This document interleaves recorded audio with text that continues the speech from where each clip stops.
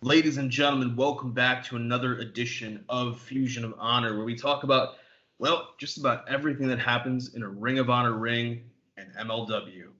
Guys, we have some interesting news this week to break when it comes to Best in the World, our upcoming Ring of Honor pay-per-view. We have another person, another newcomer joining MLW when they have their draft. There's a lot of news to get to and a lot of great matches on Ring of Honor this week. But as always, I can't do it alone. I got to have a tag team partner when I break all these things down. You know who it is, guys. It's the three-time baby making champ. This is Ness. Sir, how are you doing this evening? Mighty fine this evening, reviewing a very interesting and very oddly entertaining episode of Ring of Honor. Just like I was telling StatKing guys, I did not expect for this main event to be as good as it was. I expected it to be good, but it went a little bit more than just good for me. So kudos to those guys, and we're going to get into it. Yeah, guys, and before we can do all of that, we need to ask you, hit that like button, comment, share, subscribe if you haven't already. We appreciate everything that you guys do for us because it allows us to do what we do for you. But speaking of doing things for you, this is what MLW is trying to do for all of us. They are trying to put together a really kind of packed roster to really flesh out and build out this roster. But it's an interesting problem that they have because they have to both juggle a regular MLW roster and also Azteca Underground because we know they're going to have a second show. We know that it's going to be more of that Lucha Libre, the Lucha Underground style. There are going to be some interesting complex storylines. So how do they do that? Well, they're bringing on a lot of luchador talent, which is sure to make Ness happy, put a smile on his face. Just like that. So let's talk about it, guys. This week on their open draft, they drafted Aries or Aries. I wasn't sure how exactly Alicia was pronouncing it, but I don't know that much about this guy. I'll be honest. When it comes to luchadors, I don't know a huge amount.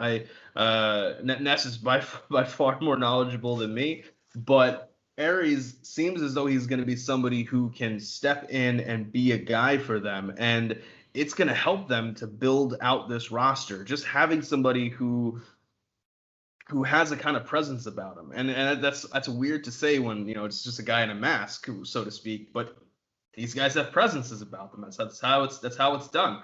So Ness, what did you think about this pickup for MLW? Again, that's going to be another great signing for them because, like you said, they're building pretty much a two roster system. Now they're adding more people to the Azteca Underground side of this draft. And then eventually, once they finally flesh out a full roster, then we can see some interactions between not only just the two sides of just by themselves of MLW guys facing MLW guys and the Azteca Underground guys facing Azteca Underground talent.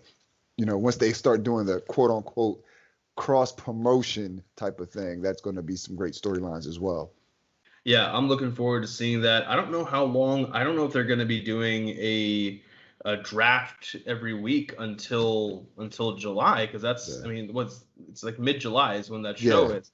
So they've still got about like 3 or 4 weeks. So we'll have to see how exactly they pull this off because they got to be announcing matches. They got to be doing something to get some heat behind this show and get people more interested in watching it. So how exactly they go about doing that, I want to see. But they did say Alicia did announce that the Battle Riot will be back as well. So looking forward to that, seeing how all these new faces intermix and how all of that's going to be pulled off, so to speak. And when we talk about how bookings happen, we got to talk about this week on Ring of Honor because Ring of Honor had some really fun stuff. They had some survival of the fittest matches, both on Ring of Honor television and on Ring of Honor week by week. That's how they said going forward they're going to be doing it. They're going to have 2 matches going every week. One will be on Ring of Honor TV. One will be on Survival of the Fittest. So we start off Ring of Honor by having the first of those Survival of the Fittest matches. And in a clash of of former friends, former Mexa Squad partners, former tag team partners. Just keeps breaking Ness's heart, bring the tear to his eye. It truly is. We have Ray Horace taking on the now fully heel demonic Flamita, which seems a little weird because really it seems like the only thing that's different is his entrance. Yeah. It's a very similar moveset. Nothing really much changed there, and they didn't really explain why he went demonic. And that's the other thing. Like, I can understand a heel turn, but demonic is having some other kind of insinuations here. Yeah. And he's got the Satan shit on the back of that robe he was wearing. I was like, you got to give me some kind of explanation here. But I feel as though that's also part of that luchador culture, because it's a Mexican culture, and that is a little bit more on the religious side than many other people. So, I mean, for them, heels, that religion and wrestling probably go a lot closer hand in hand, because wrestling is such an important part of Mexican culture. So is religion. So if you have somebody who's demonic, that probably has for them a much bigger importance than for us to be like, well, I don't see that much demonic about it. But there's a lot to see when it comes to this match. This was actually a pretty good match. I liked it. I liked some aspects of it. Of course, yet again, we have somebody hitting somebody with a chair, not getting disqualified. But, you know, Roosh can choke people out with wires, and the matches can break down and all kinds of stuff. And they just go referee's discretion, which I guess, you know, there literally is no, I mean, except for that one time where he disqualified Roosh for no reason whatsoever. There is no reason to actually follow the rules in a regular Ring of Honor match, which is funny considering it's called Ring of Honor. But I don't know. Good point. Very good point. If anything, it makes the Foundation's argument that much stronger. That is true. That everything should be pure rules. But this match had some good high-flying moments. They had a nice kind of, throughout the match, Flamita's trying to get Ray Horace to keep coming to the outside, so he can use more of the outside area, which is far more dangerous than in ring. There's a nice moment where Horace goes charging in just to take a Spanish fly after Flamita kind of baited him to the outside. And some nice moments in the match. Overall, I thought it was pretty good. Flamita gets the win, as we kind of all expected, and he really should. Like, that's the guy who should be getting the push over Ray Horace. So, Ness, what did you think about this one? Yeah, this was a great opener. A lot of, come on, you guys know me. It's two luchadors facing off. I got exactly what I wanted out of this match. It was some crazy spots, like the Spanish fly spot you just mentioned. I don't even know what to really call this move, so I'm just going to try to say what Ian Riccaboni called it. I guess like a corkscrew, tornado, body scissors type of thing that Ray Horace hit Flamita with on the top of the second rope, which that looked wild to even see. That was very dope. And then there was the I guess the muscle gourd buster, if that's what you want to call it, where Flamita had Ray Horace up in a muscle buster position, but went forward with it somewhat, or like into like the double knees. So I don't even really know how to explain or like how it happened. It just looked extremely, like, it looked weird, but it looked efficient. You know, there was a lot of different spots in this match. The whole like you said, the demonic thing, he really didn't come off demonic. The outfit, I guess, is demonic because he's all black, comes out and look like one of the Undertaker's druids would say, like a Baphomet on his back, on the back of the robe. But outside of that, a little bit of Rudo presence from Flamita in this match. And then even from the pre-match vignettes in the videos where he's solidifying that, like, yeah, you're going to get a new me. And then even with Ray Horace saying, like, all right, this is what you want to do. All right, this is the way it's going to be. And I have to, look at you not as my former friend, but as now my enemy. And that's pretty much the way the match went, And I totally agree. If Flamita has this new attitude, this whole new gimmick, you have to go all in. You have to make it important. And he should have been the one, as he was, to go over in this match. So now, probably down the line, which I think we've alluded to before, there's going to be another meeting of the demonic Flamita now, and then I guess Angelic Bandito at some point. But yeah, I'm definitely here for that. Yeah, that'll be hilarious, especially if they do the imagine the two of them redoing the Undertaker Shawn Michaels entrances from 25. Yeah, he's gonna come out. It is all black. Bandito's gonna come out in all white, and I'm just like, oh yeah, we already know where this is going. That would be hilarious. That really would. But let's talk about something that's not hilarious. Let's talk about something serious, if we can, for a moment. These two guys, one tag. This is a match. This is a match. This has been brewing for some time. We had the breakup. We had Silas Young beating Josh the Goods Woods in a match through some chicanery, through some cheating. And I liked what he said during the promo video, where he said it's not about being the strongest or the toughest. It's about being the smartest. And that's what we were talking about how Josh Woods has maybe not learned everything he needs to learn from Silas Young. But that's okay, because Silas Young is here to teach. And Silas Young is here to teach in a 30-minute pure rules match. I got to say, I do like the new Josh Woods entrance, like the technical beast thing, and he comes out and then he puts the mouth guard in, he's got the tongue out, it even looks like the logo. Very nice touch. This was a really good match. Now this was kind of weird. So the match starts off kind of slow to me, and I'm thinking, yeah, okay, all right. Like I'm kind of expecting that. It's not only is it a technical match, but there's a lot of blood feud here. So while you could start out really hot, Josh Woods is smart enough not to. He's not to get baited in to what Silas Young is doing. So of course, Silas Young does something really smart. He baits Josh Woods to come into the ropes in the corner with him. And when Josh is there and the ref is like leaning down to try to separate them, he cold clocks him with a closed fist. As we know, under pure rules, first closed fist, you get a warning. The second, you lose. But here, Silas Young is doing it. The ref doesn't even see it to give him the warning. But Josh Woods feels it. And because Josh Woods feels it, as soon as they come out of the corner, he gives this man a fist from the right hand of God. He hits him the way you expect Hellboy to hit somebody with that giant ass. Yeah.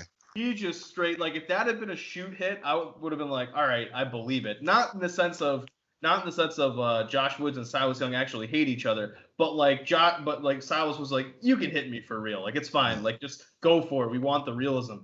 And he just went out the ring for it, and Josh gets the warning from the ref, and of course Josh is like, but didn't you see what he did? Like, and from that point, the match takes a turn. But where I felt Silas Young was going to try to bait Josh into not having a pure rules match, Silas was just baiting Josh Woods to get out of his element, in the sense of lose his game plan, which is actually much smarter, because in a pure rules match, having a game plan is vital. You need to have knowledge of what submissions are good you can put somebody into, what exactly you got to do, and if you can get somebody out of that, well, that's really great. And Silas Young continues to stretch this match out more and more and more, in trying to find different ways to unnerve Josh Woods and get under his skin. And he starts with that fist. After 21 minutes and 29 seconds, though, Josh Woods makes Silas Young use all three of his rope breaks just to put him into the technical beast submission. And finally taps out Silas Young in a really strong win. This was another match that we kind of had a feeling we knew who was going to win, because now they are 1-1, and we kind of know that's going to give us a rubber match down the road. And case in point, on this week's Ring of Honor week by week. They're backstage. Quinn McKay is congratulating Josh Woods. Silas Young comes over. Josh, still being the naive guy, is saying, "Look, we did it. Like, we put the past behind us. Like, this is, let's go back to being two guys, one tag. Like, we're equals now. You have one win, I have one win." They shake hands, but then Silas Young hits him with the low blow and says, "We will never be equals." And last man standing at Best in the World. I think the match will be official very soon. That's going to be something to look forward to. But Ness, what are your thoughts on the match? And what are your thoughts on how this storyline has been building and will play out at Best in the World? This match might have been the most physical, pure match that I've seen since they revamped the whole pure division. It was, and it's ironic that I say that because you can't brawl. Like, of course, there was, the punches that are thrown, but that's a no-no. So that's really not even supposed to be there.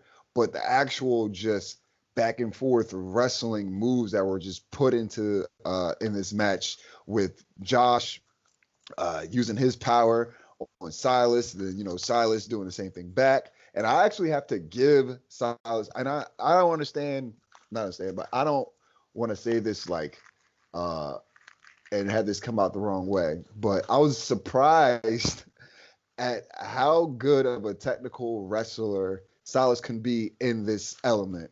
When I think of Silas Young, I don't think right off the back of my, right off the top of my head, technical wrestling. I think of dirty underhanded tactics, a lot of brawling, like getting into your head, which he did that. But for the most part, he was able to keep up with Josh Woods in this match. But again, something that Caprice Coleman said on commentary was that whenever Josh was put into a submission or a hold, he didn't look like he was panic. He didn't panic. He didn't let his emotions get over him. He did he breathed and then had a game plan to get out of the move, reverse it. And there was a lot of reversals between the two of these guys, a lot of transitions going back and forth between the two. But it seemed like every time that Josh was put into a move or a hold, he found a way to get out of it. So this was pretty much his match to win. This was his element, although Silas Young did a great job of making it seem like that wasn't going to happen. There's actually two times where Silas used closed fists, and then finally when Josh Woods gave him a receipt back, that was the only time that the ref seen it. So I don't know what's going on with these refs. They see Roosh use a wire and do his thing. Oh no, they're disqualified and you're suspended indefinitely. But then they use chairs in the matches. Oh, is that referee discretion? Yeah, you can do that. They're getting them from the same referee training school as the guy from NWA with Aldous and Murdoch. They all graduated from the same school. But yeah, this was a very, very physical match. Like, honestly, I believe this might have been the most physical pure rules match that I've seen since they revamped it. And again, it was because it was just not so much hard hitting, but they had some hard wrestling. There was the one spot where Silas Young was going for a superplex or from the second rope, but Josh countered it into like a spinning, some type of spinning suplex. Like that was pretty decent. And then just a lot of power moves that you usually don't see in pure wrestling matches because everyone's focused on either trying to tap the guy out or just trying to pick up the win any way possible. But this was Josh's match to win. We both felt like that. Like this was more of his element, more so than Silas. But again, Silas definitely put up a fight. I thought it wasn't going to go as long as it did. I really thought it was going to be like 15 minutes or less, even though it was a half hour time limit. But they used this time very well. Like you said, it started off slow. There was no reason to rush into all the action in the beginning of the match because they had all this time that they had to use. And that was pretty much Josh's game plan, I believe. Silas was going in like, oh yeah, I'm gonna beat this guy. This is nothing. This is gonna be another feather in my cap. I'm Silas Young. I'm the last real man. I get this over with. But Josh was like, no, this is not gonna happen. Made Silas use all of his rope breaks just for him to try to go for a rope break at the end of, as all of them were exasperated, he had no choice but to tap. So that was a great win for Josh Woods. Now that it's 1-1, as naive as extremely naive. I don't know how he trusted Silas Young to begin with. It worked out for them. Okay, cool. Now that this guy doesn't like you, he has these ill feelings towards you, you really think he's gonna, after you beat him, literally moments after you beat him, he close fisted you twice, yeah, and then you beat him, and you think it's all fine. Yeah. So I'm sorry, Josh. We have this thing that we like to call the LVP on, the shows that we do these reviews. And no, he can be the first. He can be the first. He'll be, you got to, Josh. I'm sorry. He's the first FOH. Yeah, that first FOH LVP. You got to be the jabroni of the night for this. I loved everything about this match. The new look, the shaved head. He looks way more intimidating now too. That's something I forgot to mention. He looks way more like a technical beast. Yeah. Now, and I'm just like, yo, you look scary. With the mouth guard now, it's just like everything, it just fits and it works. But all that went out the window when you seriously thought that you could trust Silas Young after everything you've been through. I just had to mention that. Aside from that, this was a great match, a great look for Josh Woods. Aside from the post match interaction, now that these guys have a last man standing match, I want to say that this sets up Josh Wood for another definitive win, puts a feather in his cap. Not so much a pure rules match, because clearly you can't be a pure wrestler in a pure match when the whole idea of the match is to incapacitate your opponent so they can't get up. So I just want to see how he switches his style up for that type of match. I would not be surprised if they are currently trying to figure out how to do a last man standing aspect where Silas can't get up because he's in a submission move. If they think about John and Batista and how he taped Batista's legs, and so John couldn't get up. I'm thinking something similar to that in the sense of Josh has just got him, and he's got him so beat that he can't actually get up and make a 10 count. If they can find a way to do that, that would be absolutely incredible. And the one thing that this match made me want more than anything is, and I don't know how they pull this one off. This is, I think it's, I don't know, it's too much for a TV match, but they'd have to do something crazy on pay-per-view. I want to see a 60-minute pure rules Iron Man match between Josh and Gresham for the title. Yeah. That's how because then once you exhaust the ropes, it becomes even more important, and making your opponent exhaust the ropes becomes even more important if you have to go a full hour. There's no way around it. That'll be something really cool. And honestly, I think, if I'm not mistaken, I might be wrong because I smoke so much and I forget things. I think that when those two guys met each other in the Pure Title tournament before, I think that was a part of Josh's game plan to make Jonathan Gresham exasperate all his rope breaks. So that would be a nice element to the match for them to do it again, but with more time, so that the match does have to go. Like, now you got to figure out ways to either not exasperate your rope breaks or just try to figure out how you're going to win without your rope breaks. Yeah, like if you're at the 20-minute mark, are you really going to use one of your rope breaks when this match isn't going to end for another 40 minutes? Like that's tough. That's Yeah. tough. And that'll be really cool. I want to see if they can find a way to pull that off. That'll be interesting to see. But guys, if we're talking about this Flamita and Ray Horace match and how it was the part of the survival of the fittest tournament. Well, we got to talk about the other survival of the fittest match that was on week by week. Now, this was, we know from last week and getting the promo videos, we know that this is.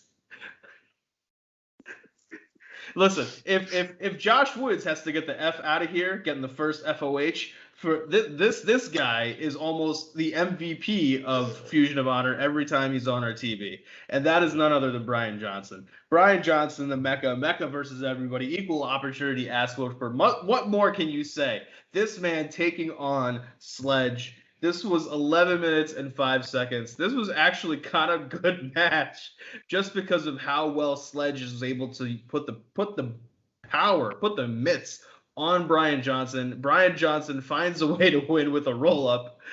But the best part of this match is after the match. Because he got such an asshole, man.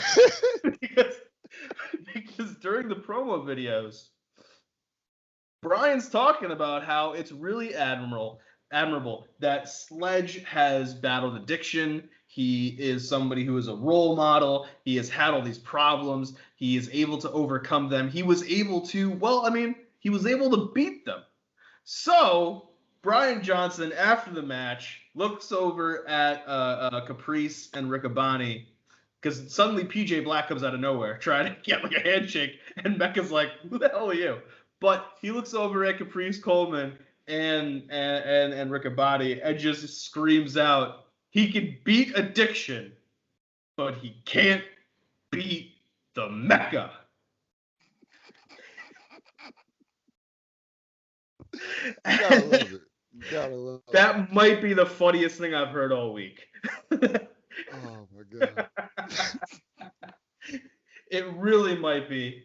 Brian Johnson, you for absolutely no in-ring work, you take MVP for me again this week. But we've got our Women of Honor Wednesdays to talk about before we get out of here, guys. And that is none other than a tag match. We are getting a kind of cool tag match.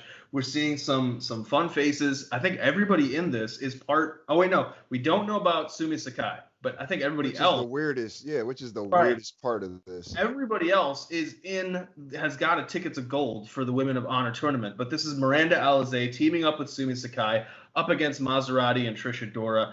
It's a pretty good tag match. It was had some nice fun spots. We're seeing Sumi Sakai for the first time in a while, getting her back. I like how I think it was Caprice brought up Sumi speaks Japanese, Miranda speaks English and Spanish, so maybe there could be some kind of language barrier between the two of them working together. It's those subtle things that you don't always think about that they can use during matches. And when commentary talks about it or brings it up, that's very important, very, very big to have. So this was a good match. I liked it a lot. I think that they are giving them some good spotlights as we build towards this Ticket to Gold tournament. I want to know when the actual tournament's going to start. Yeah, because I don't know how many tickets are left. Like Maria's out here like Willy Wonka, just like putting like everybody like, who's getting a ticket. Sumi Sakai can't get one apparently because after this match, none other than Max the Impaler comes out and just lays everybody out and is beating them all up, and then the only person more useless than Maria. I'm scratching my head for a reason, guys. Honestly. The only person more useless than Maria makes her return to Ring of Honor. She was summarily kicked out of La Faction Ingobernable, but Amy Rose is back. This was weird just because she was like clapping and Max is like, cool. Like, I don't know. Like, what do you like? I know I beat all these people up, but like Amy's like not saying anything either. She's just like, this is great. My God, it was cringy. And I was Okay, so are you trying to say you want to manage her? Like, what exactly is this whole situation? No real explanation, but we'll probably get more news and see how this develops. But yeah, I'm still surprised that Sumi Sakai has not gotten a ticket to gold yet. However, we will note that the very end of this episode of Women of Honor Wednesdays involves Bateman and Vita Von Starr coming to Maria and saying, "Hey, where's Vita's invitation to the ticket to gold? Where's her ticket to gold?" And Maria says, well, okay, well, this part's actually funny because Bateman. Oh yeah. Oh yeah. Yeah, I was waiting for this. I was waiting for this. Yeah, let's talk about this. Bateman goes. Bateman goes. If you add her to the tournament, it would make Vincent very happy. And Maria's like, well, I don't really care that much about Vincent's happiness, but sure, okay. And she goes, as long as you don't interfere in the men's matches. Why are you not putting hands on this woman? Like, she's attacked your husband. She's attacked your husband's best friend. Right next to her is the guy who's been attacking your husband and your husband's best friend and breaking ankles and putting people in hospitals and getting it so bad that we got to go to Massachusetts to have an empty arena gymnasium match that doesn't actually end. And it's gotten to the point that these guys aren't allowed to be in the same building as each other. But you're like, I mean, I don't care that much about his happiness, but sure, I'll give you exactly what you want as long as you don't interfere. And that's the other thing. What matches are they interfering besides? Exactly. and oh David, my God. If Vita got involved in all the matches, I'd be like, all right, cool, I see it. But she's like in the men's matches, not like if you keep putting hands on my husband. But Sumi Sakai can't buy a ticket to gold. No, she can't even buy a ticket to gold. But that's really the only issue I have with continuity within this whole the Women of Honor thing going on right now.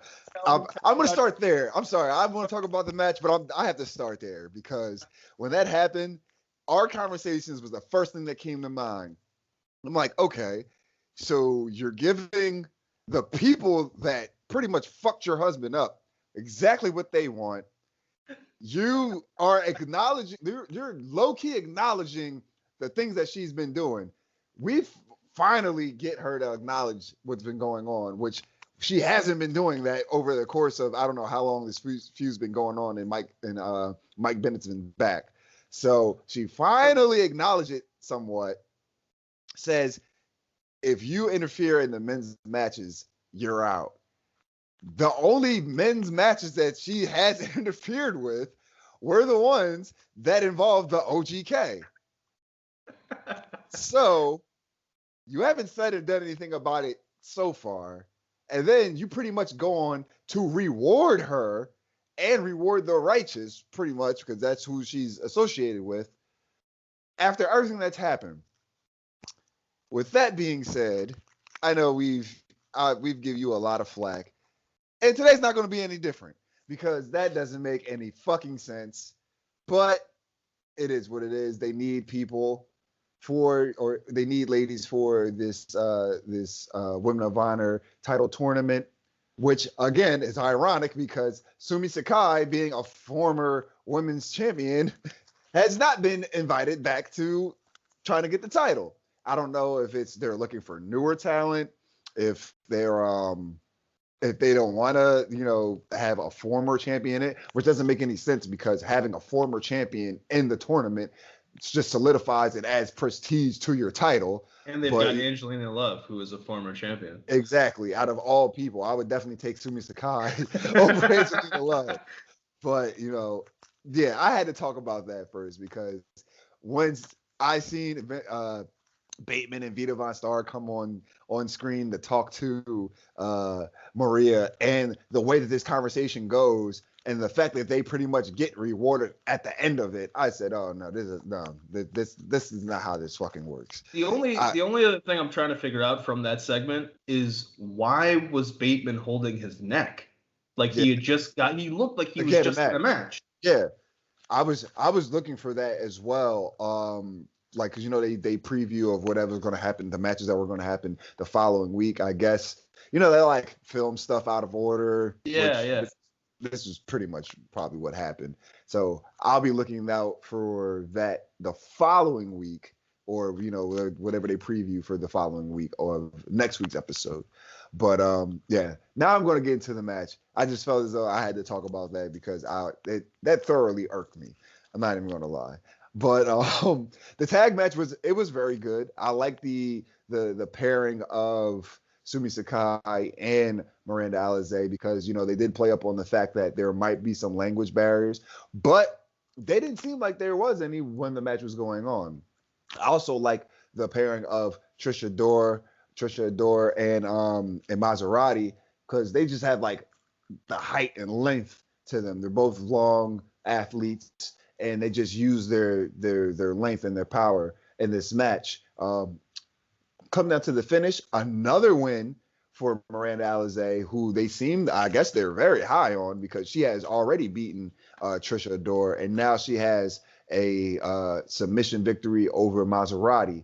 So that's someone that I was already looking out for her in this tournament. Now she has two definitive wins over two other women that are going to be in the Women of Honor title tournament. So yeah, that's somebody that they must be extremely high on.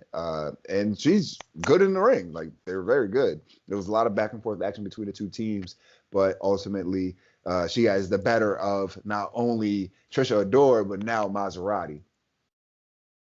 Yeah, this is something that it's low key one of the storylines that's kind of under the radar still, and I'm looking forward to see how it plays out in the tournament itself. Because I mean, we don't know who exactly all the contestants are going to be, and we don't know the bracket. So once we get the bracket, I think then we can kind of see how, like, what the road to the end. Because in addition to Sumi Sakai not having a ticket, Mandy Leon doesn't have a ticket either from the Allure. So you got to wonder if there's going to be something involved there when it comes to how Mandy Leon's going to get into the tournament. And then there's still the question of whether or not Quinn McKay can find a way into the tournament. She did lose the match against Angelina Love, but will there be a way, like a redemption arc, for her to get in there? And then we have a pretty wide open range because there's a lot of people who still can get spots for this tournament. And when it's gonna start, who knows? Like, they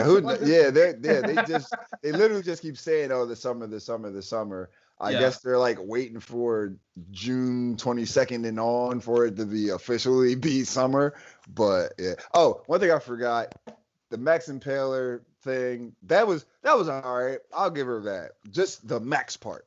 When she comes out, it kind of went a little too long. Yeah, I did. I think it did. I don't think it was necessary for her to go to attack the timekeeper because she's not a wrestler, unless they're like, she's about to get a ticket to gold.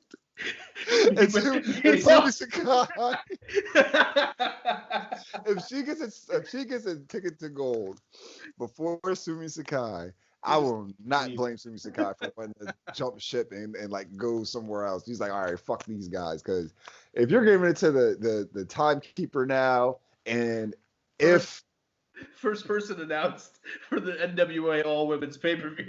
Yeah, Sumi Sakai. It's just like, yeah, I'm here. They didn't appreciate me over there at Ring of Honor, giving it to like backstage correspondents and timekeepers. But I did like Max coming out, showing her dominance. Again, I did think it went a little bit too long with the timekeeper. But it went extremely too long, extremely left. Having Amy Rose come out just clapping, literally just clapping, not saying a word. That's a strange pairing because, one, I don't see the correlation between the two. Amy Rose doesn't seem like we already know how her managerial skills are. That kind of kills the character of Max the Impaler for me because she doesn't seem like she really listens to anybody or needs someone to guide her or direct her to do things. So that the contrast there doesn't really work for me. I'll look out and see where they go with it but I'm already not so high on it because it, like I said, it kills the character of Max the Impaler. And it kind of just brings her back to reality and being a normal person and not this beast and this monster that she portrays herself as. So hopefully, or just maybe she might just be baiting Amy Rose and to do the same thing to her that she did to the Timekeeper. I mean, my thing is, part of being a manager is being able to talk. Amy Rose can't talk. No, Like she's not good on the mic. no. Like when she was on commentary and was supposed to be putting over LFI people, she barely had any presence, and it was almost as though Caprice and Riccaboni were pulling teeth to try to get anything out of her. So I don't know what exactly her contributions to Max the Impaler would be, but hey, we'll have to see how all of that happens. But that's a subject for another day to see whether or not they do put this pairing together. Hopefully it's just a tease or there's going to be some kind of swerve or something like that. That's all we can hope for. Not even that it was supposed to be before Sumi Sakai, but I thought she would possibly, after getting kicked out of LFI, now I'm gonna, pursue my wrestling. I thought that was the way they were gonna go with it. Clearly, that's not the way they're gonna go with it at the moment. So, but at this point, if that does happen, yeah, I don't blame Sumi Sakai for if she ends up wanting to relocate promotions. Well, guys, let us know in the comments how you feel about this week's episodes of Ring of Honor, week by week, the Women of Honor, and the MLW Fusion news. Let us know if you got a ticket to gold before Sumi Sakai. Hell, I don't know. I might have one in the mail. I haven't checked my mail yet today, so who knows? Who knows? Everybody in the world is getting a ticket to gold before Sumi Sakai. But either way, guys, we appreciate you guys tuning in. Remember to hit that like button, comment, share, subscribe if you haven't already. You can catch me on Dark Power covering AEW Dark, AEW Elevation, and NWA Power. Yes, I am saddled with dealing with tires every week, but I do this for you guys because that's what we need to do. I'm not like other people on True Heels, where when the going gets tough, they just abandon shows and things like that, guys.